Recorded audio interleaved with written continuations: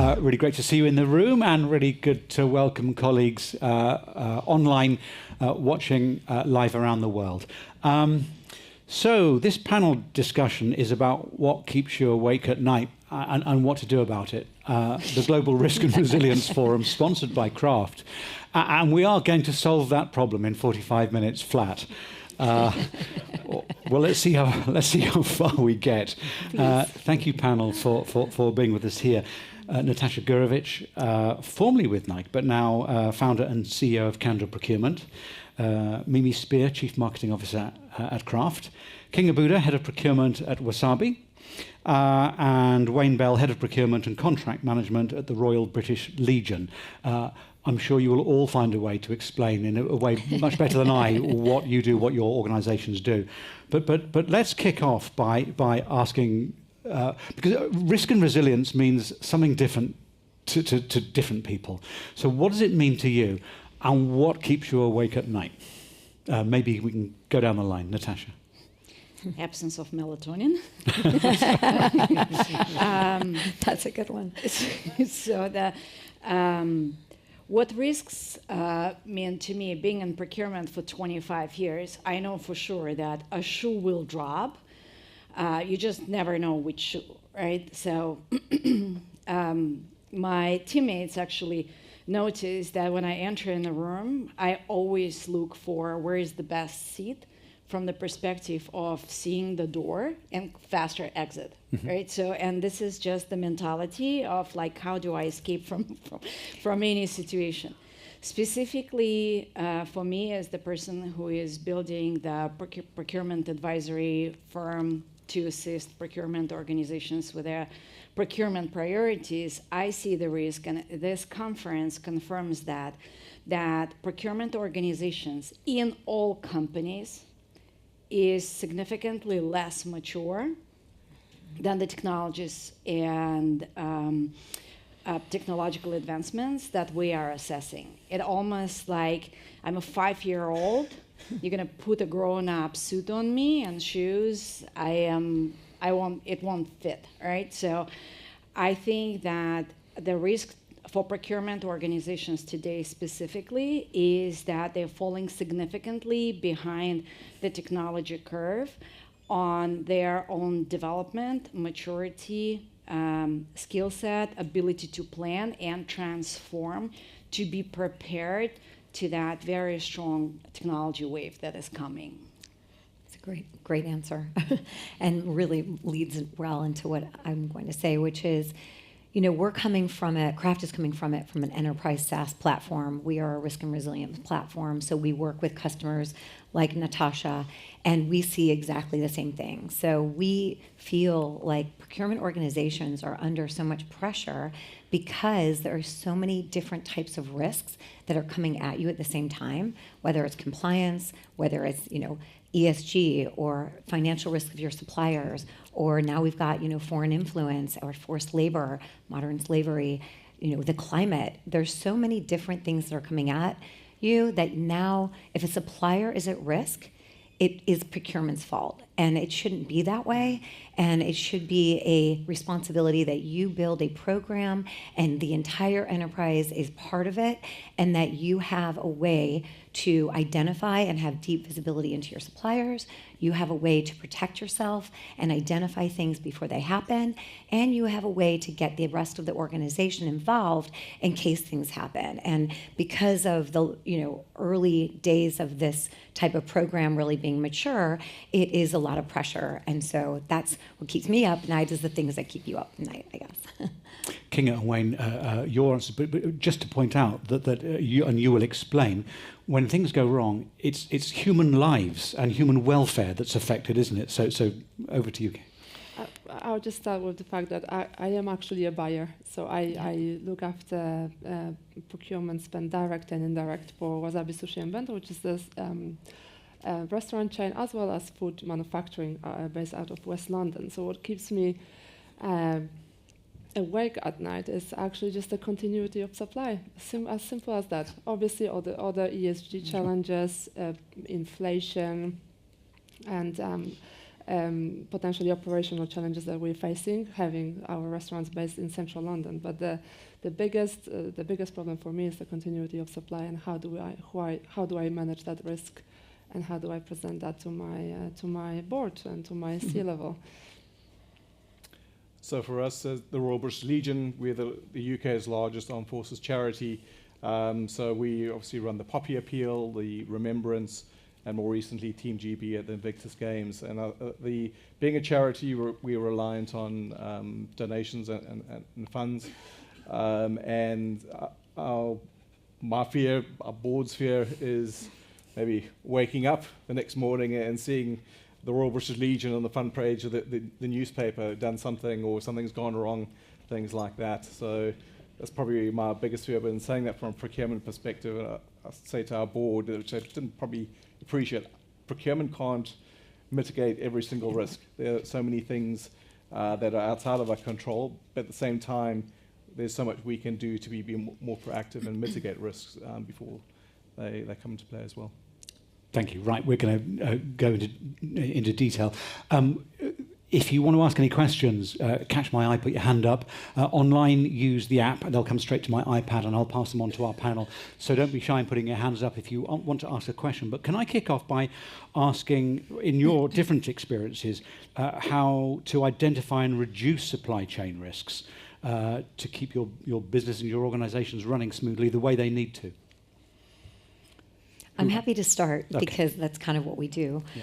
I think the number one thing is you need to have visibility into your supply chain. So I don't know if anyone was part of, I think it was Open Text was talking before about visibility was first, and I couldn't agree more. I think visibility into all of your suppliers in the depth that you need to. So your most important suppliers, you need to know much more than just financial information, and credit information. You need to have the depths of what is going to give you information if that changes, that they might go bankrupt or that they might, have a cyber attack. So having visibility, I think, is the first. And then you have to really set up a program. I think it's a people, process, technology issue that has to be kind of thought through, just like everything else, and put in place. Because at the end of the day, I loved what you said, the supplies have to come.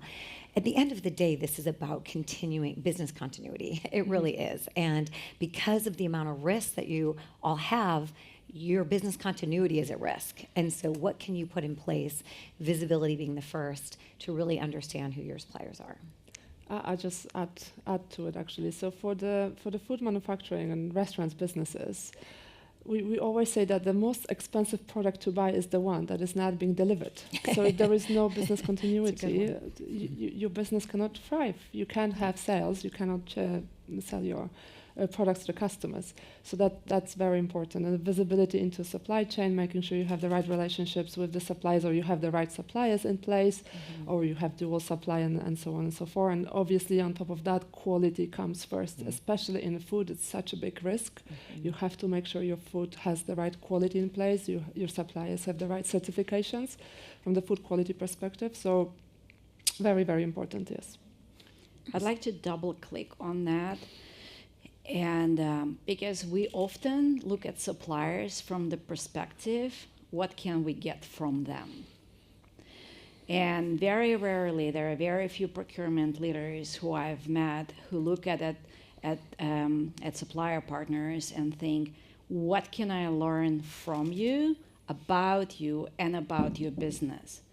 We always expect to get the right price from them, but we rarely get interested in their costs and what takes them to deliver the products and services to us that we're receiving. So we're full of expectations from our partners, but we don't have enough interest in learning their business. And I think that we have to change that paradigm, because if we understand what are their thin points, where can their solution and proposal fail short, it will ricochet on us. But we don't ask these questions up front, and we're not learning that because we're expecting for them to deliver. But if we have a deep and intimate knowledge of suppliers' operation, of their failure points, of their weak links, then we can actually much better protect our own value offering to our customers. So I think we need to, like, totally to what King and Mimi said, that just double click at the angle at how we interact with our suppliers.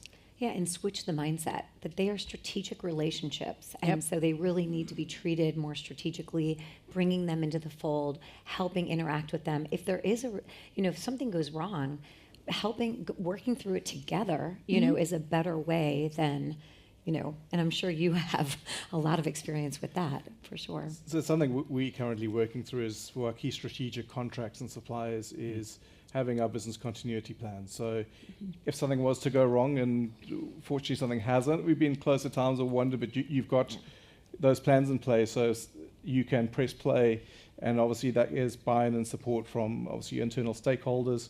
And one strategy for one category is going to be very different to the other.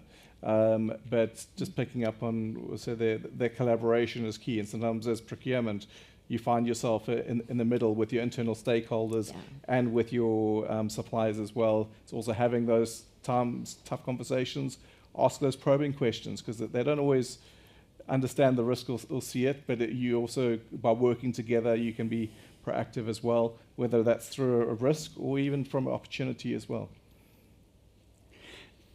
So a huge theme coming through in every conversation on this stage for 2 days has been about good collaborative relationships with your suppliers, rather than, dare I call it, the old-fashioned model of using the stick to screw them down on price.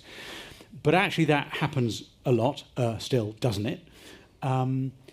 So is this a huge ship to turn still within the sector? And how do you actually do it? How do you actually have those conversations? Do you need new tech? What do you invest in? Do you invest in people tech, the whole lot? What's the magic bullet, I think, is the short question. I think from the, again, food manufacturing and restaurants perspective, we do need to have a very, very good relationship with our food manufacturers, food suppliers, and so on, ingredient suppliers, raw material suppliers. And how do we do it? Just simply by just having the monthly, quarterly business reviews. It's not just about the price. It's about the service. It's about the joint business plans potentially as well. To your point, what can we do together? Potentially, if we buy something that we could buy together. So, for example, one of their ingredients we could buy together because we buy more flour than them. For example, if it's a smaller business.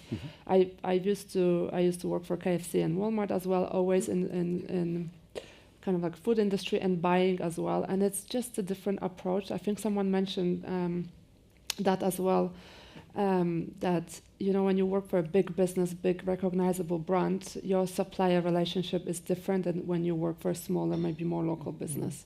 But my requirement is always, and I always say that to my supplier, I don't care about your other customers. I want to make sure that you're prioritizing me.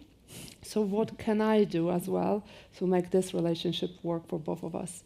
We have a lot of conversations. We have potentially joint business plans. If there is investments happening as well in tooling from the packaging point of view, obviously this will be 2 to 5 years type of relationships, rather than, like you said, kind of like squeezing them for the next penny. It's not going to work long term, especially in the very difficult supply chain and global supply chain these days, when you have so many issues from the climate change to just simply as Brexit and the difficulties getting the products from Europe to the UK and vice versa. So it is very important to have that relationship established properly. Yeah, I would say it is a give and take. So if you can, a lot of the relationships it seems like procurement has today is give me this information, and take down this spend, and you better have this, and you better have that. And so we actually take the approach that to get the information about your suppliers from third-party validated data and have that be the data that you kind of have as your backup information, then you don't have to get as much information directly from your suppliers. Use your relationship with your suppliers in a more strategic way, and with insights about potential disruption that could happen. So if you're monitoring the news and events and all the things that could happen within your supply chain, you now have intelligence that you can share back to your suppliers that could add value. So I think it's a give and take kind of relationship that is continuous, that I think is really important. I think it's also behavioral adjustment, right? Because you're asking a practical question: is it really happening? Right? So if LA port is on a shutdown, right, and the cargoes are piling up, you can summon a supplier to your office and you can yell at them all day long, and probably it would be even justified to some degree. Or you can actually hop on a plane or get in a car and drive to LA port and walk through the premises with them and see what is happening and how we're going to get out of it. Not like how are you going to get out of it, because you have a contract with me and you are commercially and legally responsible to unlock this this debacle, but how are we going to solve it, right? Because at the end of the day, it's your product there. Yes, there's a supplier who's responsible for that, but it's your product. It's your promise to your consumers that you will deliver them this value. So it's kind of like stop treating suppliers as kind of like just apply, we're going to squeeze you on the margins philosophy, and really implement this partnership and be a partner. Don't just say it, be it. You have, and Mimi too, you have this helicopter view of so many other companies, your clients. So in reality, don't name names, but in reality, how true is that across the industries that you work with? I think I'm getting to how much work is there yet to do to achieve that collaborative approach, which Roger Waring from UKPN talking just earlier is the approach the only approach that works for his organisation. Where are we at actually? Well, you probably know more than I do on that one, but I do feel like we are at the beginning. But it seems like, and I think this is the right thing to do, that most organizations are identifying their most important suppliers and starting there. And that makes sense. Start with your top tier suppliers that are, the majority of, probably revenue driven or, single source suppliers that are really important, and start there and get a program in place. Start with, how is this going to work? How could I scale this over time? And that's how we think about it, with our solution as well. I completely agree. Always look at your spend from the direct, but also indirect, so you know which contracts to prioritize. You know what your resources is within the team as well, and then start from there. From the either revenue perspective, spend perspective, contracts, and so on, and start those conversations with suppliers. Yeah. And sometimes your suppliers, sometimes it's spend, sometimes it's revenue, but sometimes it's a single source, very little piece that might not cost a lot, but it's just incredibly important to your product. And so really thinking of value of the suppliers as your tier ones versus spend or revenue or anything like that, and thinking a little bit differently about who are your strategic suppliers, I think is also important. Any questions so far from people? There's a gentleman here. We've got a microphone somewhere running at lightning speed across to second row over there. Did I see another hand go up in the middle? Thank you, sir. I have a quick question for Natasha. I'm Atanu Chaudhary. I'm a professor from Durham University Business School. What caught my attention was that you were saying we are not making enough effort to understand suppliers' business, how they run, what are their pain points. My experience, I've seen people in procurement who have worked for one group of suppliers for 10, 15 years. They have enough knowledge, but that is never codified. That's all tacit knowledge. Once that person leaves, move into a different role, that entire knowledge gets lost. What are the kind of efforts do you think companies should do to codify, use that knowledge, and build on that? That's the biggest point. It's not that we don't know, but nobody knows that I know. Yeah, that was actually a question that we didn't get to yesterday on yesterday's panel, right? So what's the best way to utilize AI in supplier relationship management? And that would be exactly that. And I'm not sure, I may be speaking out of term, is there Yelp in England? No, okay. So it's basically you need to establish within the company kind of like internal radio that evaluates your suppliers and positions them within the company. That those that perform exceptional services, it should not be the knowledge just of 5 or 1 person in procurement. It should be the knowledge of the company that buys the services. That's why having SRM is so important. It doesn't have to be super complex. It doesn't have to be super extensive. It can be fairly simple, but for as long as it's methodical and repetitive, that's consistent, right? Then you have continuous record of successes from the providers who are exceptional to your organization. Equally, that shed the light and that highlights those that are not so great, and maybe eventually they will either improve or you will remove them from the organization. But I think having SRM, it's for some reason like everyone puts it on the back burner. It's wrong. It doesn't take too much efforts to establish it, usually not very expensive, but it does the marvels for suppliers and for the organization. And there was a hand up on the other side of the room. It's always entertaining to make the microphone man run as fast and far as possible.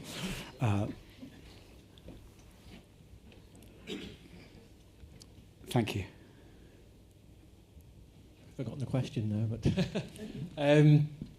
I think it was covered in the point was raised by a gentleman on the other side. But I was just keen to understand when you've got maybe a larger business, when you've got procurement, the buyers and the SRM people separate, and to what extent do they need to be joined up in terms of the buyers, they're tasked with delivering savings, and the SRM practitioners will be thinking, well, we need to think long term, and there's a bit of a clash there, and I guess it's the job of the leaders to make sure that everybody is heading in the right direction. But is that a tension that the panel is aware of, and does that come up in your day-to-day considerations when running businesses? So we've seen that a lot. So they struggle between wanting to make sure that the suppliers do what they want to do, whether it's the cost of the spend and what they've negotiated, or whether it even be backup and recovery plans or business continuity plans that they want them to have in place. And so one is there needs to be a center of excellence of intelligence or information that's available to everyone to have in-depth and the same information about the supplier. So whether it's the buyer or the category manager or a risk manager or relationship manager, they're all looking at the same information about the supplier, and it's up to date and continuous. And then secondly, I think there needs to be a strategy that you work on with your suppliers, that you all agree on what are the most important terms that you want to agree, that are together. What are the most important terms of the supplier? What are the most important terms for you, so that you can come up with kind of a strategy up front, and then it just is maintained. And so it isn't a separated type of responsibility. It's something that's done with transparency of information. You also, if you have ongoing information about your supplier and you have risks that might be coming into the organization, you have that to bring up as the next level of business negotiation or what needs to be done. So I do think it comes down to sharing information, if that helps. Anything else? I think it's potentially about the internal stakeholders management. I think from the buyer's point of view, oftentimes imagine telling your buyers that this is yet another system they need to maintain and update, and they already spend so much time talking to the suppliers, actually negotiating the pricing, making sure that product is being delivered, and so on. So it's just a question of, do we have another resource within the buying team, procurement team, and so on. It's probably different for the direct spend and indirect spend. If you are in marketing and you're buying marketing services, it might be easier for you to be managing. SRM. But if you're in the like food buying and you have, I don't know, 40 categories under you and 200 suppliers you're managing or more, filling in the forms or filling in the system, it's just they will tell you that I either do my job or I will be, updating the system. So I think it's very, very important to make sure that you have the right people with the right responsibilities, and there's this internal stakeholders management and the expectations from your leadership team that actually, okay, maybe we will just do it for the top suppliers, top spend, like we've talked about, or the more important one, the highest risk suppliers, or we will put it within the accountability of certain teams in indirect spend, the marketing and the HR and the engineering team and so on and so forth. Does an organisation like the Royal British Legion, which is smaller than a lot of the companies that some of the people here have worked for or and currently work with, do you have particular problems in looking up and down your supply chain and managing it? Because I'm sure you have a very professional operation, but you're a much smaller, not-for-profit. Yeah, we most definitely have challenges in terms of particularly when what we're trying to do is, so, a bit of context, we're about 1,800 employees, spend about £100 million a year, which is, we still need to apply commercial best practice. So what we're trying to do is take a kind of best in practice procurement approach, but to a not-for-profit environment and kind of commercial best practice to times a charity mindset.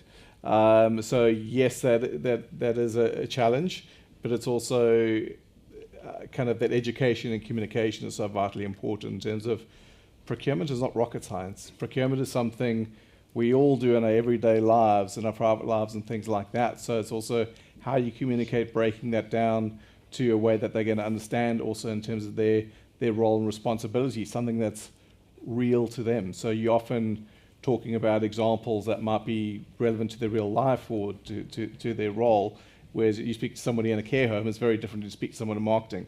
But it's also speaking their language because you're obviously trying to support them. We all collectively want what is best for the organisation as well. And in our environment, the reality is that every pound we can save is a pound that can go towards, in some cases, saving somebody's life. At the same time, every pound you waste is a pound that's taken away. But when you start breaking it down like that, it's like, okay, I get that. But you also got to have that and communicate that as well. Can I broaden it out and ask everybody, it's fine to talk about tier 1, tier 3, tier 2, tier 3, but those companies and industries which have vast supply chains, and take pharma, has thousands and thousands, hundreds of thousands of parts or suppliers. How do you identify risk and mitigate it all the way down at the low end of the chain? So I do think it requires a risk platform. So it requires you to have, again, the visibility into your supplier information as a starting point, and at least the most important suppliers, but there's a way where you can get your second tier, third tier, fourth tier suppliers as well. And so knowing when you need that information. So if you have a way to identify risk that is coming into your supply chain, whether it be compliance risk, or some type of, strike, a rail strike, or, geopolitical situation, or whatever it might be, a cyber attack. At that moment, you have a risk you have to deal with. And so you want to be able to understand what suppliers are impacted, what locations, what product lines, and at that point you need to get down to the end tier supply chain. You have to understand what else is at risk for me, because not just my tier 1s, but the tier 2, tier 3s that might not be able to supply to the tier 1 could be an issue. And so we like to, that's a very overwhelming concept for procurement and supply chain organizations because of the vast number. But we like to say, focus on what's relevant in the moment and what aligns to the risk, the most prioritized risk that you have in that moment. Because not all risks are created equal. That's right. Right? Yep. And there are some risks, like large organization cannot attend and give equal attention to all risks. you have to be selective. What are you investing into, and which risks you are kind of like protecting yourself from, right? Like what's more important? Losing customer data, creating redundancy in your data center, building distribution chain that does not have 90% of your product in Southeast Asia, but diversifying it with Latin America, for example, where you need to start building now. Cybersecurity, product ownership. There are so many different risks. That's outside of supplier management. We didn't even get to suppliers, right? So this is all like related to your product, related to your company, related to your financials, right? I didn't even get to employees' records. So there are so many risks that exist today that first you need to have classification of what are the riskiest risks and which risks we're gonna live with. Right, like are we as organization, as leadership team, are we mentally prepared that this shoe will drop, we'll see it dropping, we know it will have ripple effect, but it's not gonna kill us. So we're not gonna invest here, or we're not gonna pay attention here. So having this, what is the risk and what is the riskiest risk and what risks we're willing to live with, that's kind of like the first in this classification of risks. It's just about whether the biggest risk actually sits way down there, beyond your visibility. Yeah, right. Just super quick example. When I was at I'll have to name the company out. When I was at eBay, we paid attention to all suppliers. We kind of like evaluated from risk perspective all suppliers who we spent $1 million with plus. And there was a spent less than $1 million with one of the supplier who had very interesting software. Their software converted the bids submitted online into auction, which is kind of like a core function of eBay. And that supplier was going belly up. Spent less than $1 million. eBay at that time was $16 billion in revenue. Almost missed it. Almost, right? So it's kind of like, be careful in how you also assign your risk criteria. That's not just based on spend. It's based on criticality to the business, and criticality to the business does not always equal to spend. Has anybody else got any other examples? Something for us in terms of, with all of our contracts and our contract management systems, every contract is graded gold, silver, and bronze. So kind of gold is, often they tend to be higher value, but it's those contracts, if something was to go wrong, it would affect our ability to deliver our service.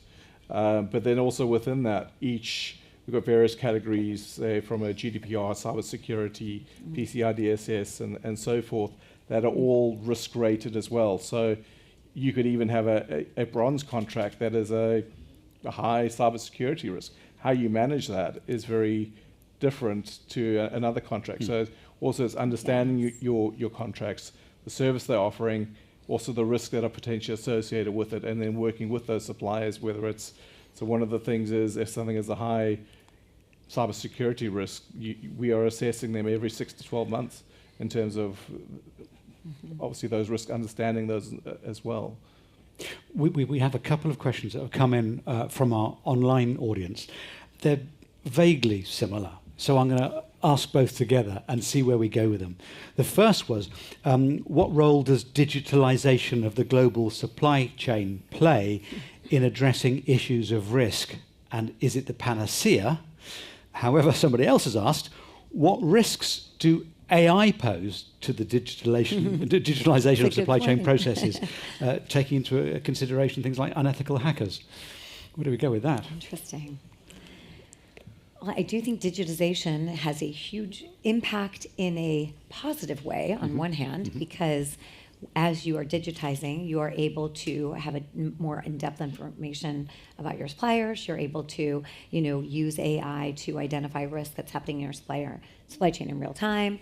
You're able to use digitization to, bring in the right people at any given moment about what is the risk and mitigating it. So, there's a lot of work that technology can do for you to, streamline and be able to handle risk and resilience.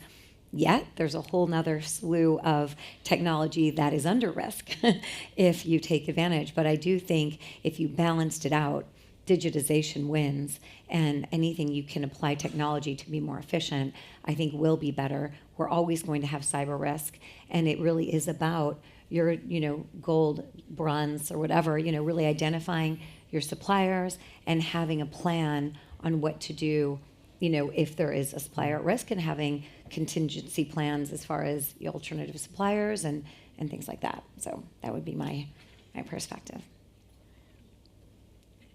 I think the digitalization is so important, and that's coming back to what was said a little bit earlier around risk management is that obviously gives you that visibility. Coming back to you can't manage what you can't see as well, in terms of that brings a lot of that to life. But yes, it's obviously how we use the advantages of AI, I think is, obviously it's been a bit of a hot topic the last 2 days, how we harness the good things and mitigate the risk of the bad things as well. Sure. Maybe we can steer a slightly different course now. Mimi and I were talking earlier about all the different crises which have hit us. Where do we start? If we start with start at COVID, and then Ukraine and Middle East, the Great Resignation, Evergrande being stuck in this. I could go on and on and on and on. Give me some examples of what you've learned from particular crises. And what I want to get to is about, I'm assuming that each crisis is different and teaches you different stuff. Yeah, so what I would say is that because every risk is different, your action plan is going to be different also. And the people you have to get involved is going to be different. And so when you're thinking about putting your program in place for risk, because I think everyone has to have that now, you have to be thinking about a flexible, very agile, and I love it, brings right back to the open text conversation if anybody was there. It was like visibility, insights, agility. If you can have agility in how you take action, but still allow for the right people to come in at the right time. So if you've identified a cyber risk, the cyber team has to be involved. But if you identify an ESG risk, the ESG team has to be involved. So being able to be flexible and having a platform that's flexible, or having a program in place and the people and processes in place that can handle those changes and different things that happen at any given time. There will be risk. There will be things you choose to not to ignore because it's not that big of a deal, and you've chosen that it's not a big deal for you. Another organization might have the same risk and it's a big deal to them. So, just having that flexible programming in place is what we like to tell our customers. Kinga, have you? I think from food manufacturing point of view, these global challenges have a huge impact. Like I said before, global warming has a huge impact on how we buy food, how we buy our ingredients. Brexit had a big impact. COVID had a big impact. You've seen it in the supermarkets. There's some shelves empty, not just because the customers are buying it, but because maybe there wasn't deliveries from outside of the UK and so on, or outside of Europe. Now the Israel crisis, obviously, there is a lot of some fruits are grown in Israel that might not be delivered into the market these days. So from food manufacturing restaurants perspective, when I buy ingredients, I definitely need to think about diversification of my supplier base. It's never just one supplier for one ingredient. It will be at least dual supply, at least for the biggest ingredients. So for example, for wasabi specifically, we buy chicken, salmon, rice and noodles, for example. And sushi rice is actually quite an interesting and difficult market. So you have to think about things like that. And another thing from, again, buying ingredients and in food categories is having your leadership team align as well. If there is a crisis, what is your plan B? What is your plan C? And potentially, if you have to take things off the menu, that's what you do. That's what you do. And you're prepared for this eventuality as well. But obviously, I mentioned before, we don't want to do that. We don't want to close our restaurants. We want to operate. We want to deliver to our retail customers as well. We sell products to Tesco and Sainsbury and other retailers as well. And we want to make sure we deliver our products. So we need to have those ingredients, we need to have the packaging, and we have to have contingency for any eventuality. Right now, the Red Sea crisis as well, or a lot of packaging or plastic is coming from China. How do you make sure you have that ingredients, you have the packaging coming from China when you have potentially up to 20 weeks lead times? And if your sales goes up, suddenly you have gap in supply. So it's your procurement team, your buying team, your merchants, your buyers will make sure that all should have those contingency plans, those mitigation plan in place, but not just that, not just sitting on the desk or in the folders on the computer. They should be aligned not only with your supplier base, but with your stakeholders within the business, with your marketing team, with your commercial team, with your NPD teams, and so on. So that is my answer for food manufacturing and restaurants businesses. And Natasha, you have that top-down view. I'd say that procurement professionals and supply chain professionals, we have to be very aware and very present in everything what's happening in the world. Because this year there's 68 elections happening in the world. That is true. A third of the world is going through elections, which means that there will be shift in power in third of the world. Shift in power, what does power goes hand in hand with? Money, right? So businesses will be impacted. And I think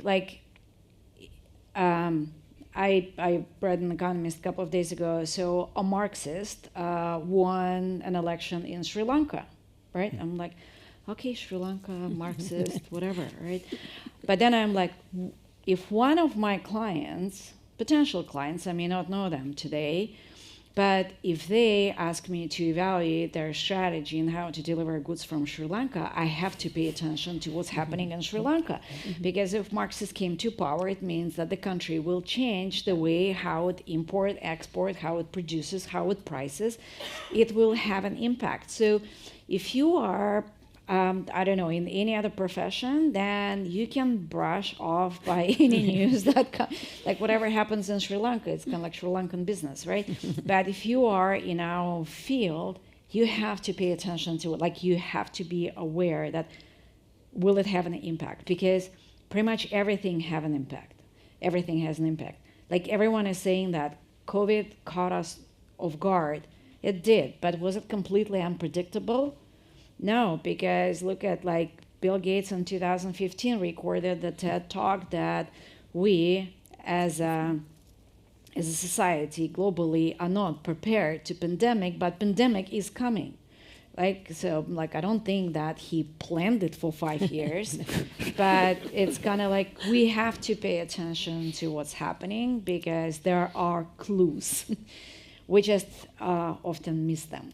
There are some people who said Bill Gates did plan it for 5 years. Okay. But they are very few in number, thank goodness. Okay. Look, we are right out of time. So I need some takeaways for people watching in the room and out there. And the big one is obviously collaboration within your supply chain. That was easy, and that's why I've voiced it. Is there any other really quick takeaways we want to chip in? I'll give my 3, which is know your suppliers, protect against disruption, and build a more resilient supply chain. And you'll be good to go. Well, I completely agree with Mimi. That's what we should all be doing, and the procurement functions, buying functions as well. Have the business continuity plans in place, but also make sure that it's a company-wide plan rather than just your procurement plan. So your CFO and CEO are aligned to your plans and as well. bought in, yeah. And communication as well, in terms of when you suspect a risk, making sure that from a senior board perspective, and they're very much so aware of a potential risk, rather be aware of it and it doesn't happen, than be a case of, well, I didn't know, or I could have, or whatever else as well. You get the last word, Natasha. Stay aware, be alert, have fun. And yet watch the news. Yes. Read The Economist. That's brilliant. Of course, we haven't solved any of the problems we set out to achieve, but we've had some brilliant insight into it. Can we thank the panel?